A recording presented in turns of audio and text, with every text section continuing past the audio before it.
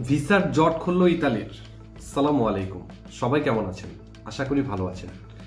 প্রিয় প্রবাসী ভাই এবং বোনেরা, বাংলাদেশ থেকে ইতালি আমাদের একটা স্বপ্নের কান্ট্রি।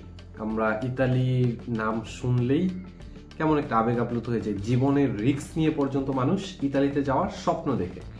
যে পরিমাণ ইতালির রিস্ক নিয়ে বাংলাদেশ থেকে ইতালিতে যাওয়ার স্বপ্ন দেখে, সেটা মনে হয় না পৃথিবীর অন্য কোনো দেশের ক্ষেত্রে মানুষ ততটুকু রিস্ক নিতে পারে। এখন এই ইতালিতে আসলে যাওয়ার এত স্বপ্ন আমাদের জন্য কেন? কারণ ইতালি এমন একটা দেশ প্রবাসীদের জন্য, অভিবাসীদের জন্য, সেখানে যে লেভেলে প্রবাসী হোক না কেন, সেটা শ্রমিক ক্যাটাগরি হোক বা হাই এন্ড জবের হোক বা মিড লেভেল বা স্টুডেন্ট, যে ক্যাটাগরি হোক না কেন, তাদের সবচাইতে বড় যে সুবিধাটা হচ্ছে সেটা হচ্ছে তাদের ফ্যামিলি ভিসার সুবিধা। এবং ফ্যামিলি ভিসাটা তারা তাদের নাগরিকদের মতোই ট্রিট করে থাকে এবং তাদের নাগরিকদের যে সুযোগ সুবিধা এবং নাগরিকত্ব পাওয়ার অন্যতম একটা জনপ্রিয় এবং অন্যতম নিরাপদ একটা দেশ হচ্ছে, সেটা হচ্ছে ইতালি। ইতালিতে খুব সহজেই দীর্ঘদিন অবস্থান করলে, তাদের কিছু রুলস ফলো করলে এবং তাদের যে নিয়মকানুনগুলো আছে সেই নিয়মকানুনগুলো মেনে চললে সেখানে নাগরিকত্ব পাওয়াটা অনেক ইজি।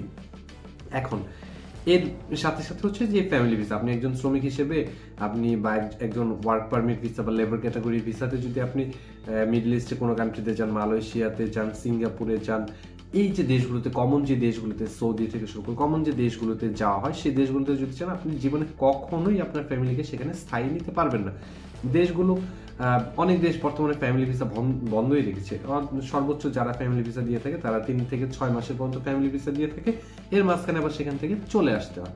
কিন্তু ইতালিতে এই সুযোগ সুবিধাটা অনেক বেশি। এখন এই ফ্যামিলি ভিসার যে দীর্ঘদিনের একটা এত সুযোগ সুবিধার ভিতরেও বা এত সহজতার ভিতরেও কিছু জটিলতা সেখানে ছিল। দীর্ঘসূত্রিতা, আবেদনের দীর্ঘসূত্রিতা, তারপর সেখানে সেই আবেদনটা গ্র্যান্টেড হওয়ার যে একটা প্রসেস, সেখানে একটা দীর্ঘ জটিলতার পথ ছিল।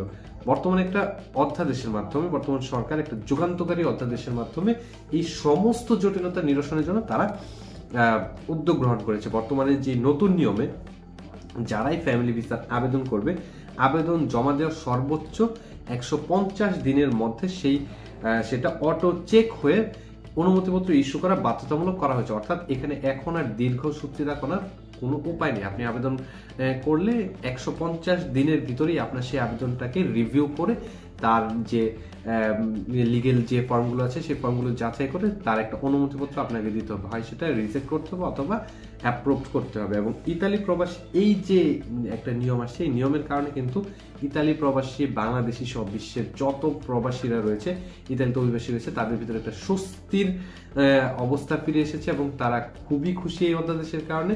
কারণ তাদের এখন আর সেই লম্বা সময় ধরে অপেক্ষা করতে হবে না। আগে যে এম্বাসিতে আটকে থাকা, তাদের মন্ত্রণালয়ে আটকে থাকার যে একটা ব্যাপার ছিল, সেই ব্যাপারটা এখন আসলে মিটে গিয়েছে। এর সাথে সাথে আরো কিছু অযৌক্তিকভাবে যেটা আগে আটকে থাকতো, এর সাথে সাথে আরো কিছু জিনিস এখানে পরিবর্তন আনা হয়েছে। তার ভিতরে অন্যতম হচ্ছে যে ইতালি সরকার বর্তমানে একটা নিয়ম করেছে যে কেউ যদি বৈধভাবে ইতালিতে প্রবেশ করার পর কোনো ধরনের প্রতারণার শিকার হয়ে সেখানে অবৈধ হয়ে যায় বা সেখানে কোনো ধরনের তাদের যে অনুমতিপত্র রয়েছে বা অবৈধ হয়ে যায় বা অনুমতিপত্র বা যে কোনো ধরনের প্রতারণার শিকার হয়, তাহলে সেটা যদি সে প্রমাণ করতে পারে সেখানে, তাহলে ইতালি সরকার তাকে 1 বছরের জন্য অবস্থানের অনুমতি বা বসবাসের অনুমতি প্রদান করবে এবং এই 1 বছরের ভিতরে তার বাকি কাগজপত্র এবং সমস্ত কিছু জমা দিয়ে বা সমস্ত কিছু মিট আপ করে তার সেখানে স্থায়ী অনুমতিপত্র নিতে হবে, বসবাসের অনুমতি নিতে হবে।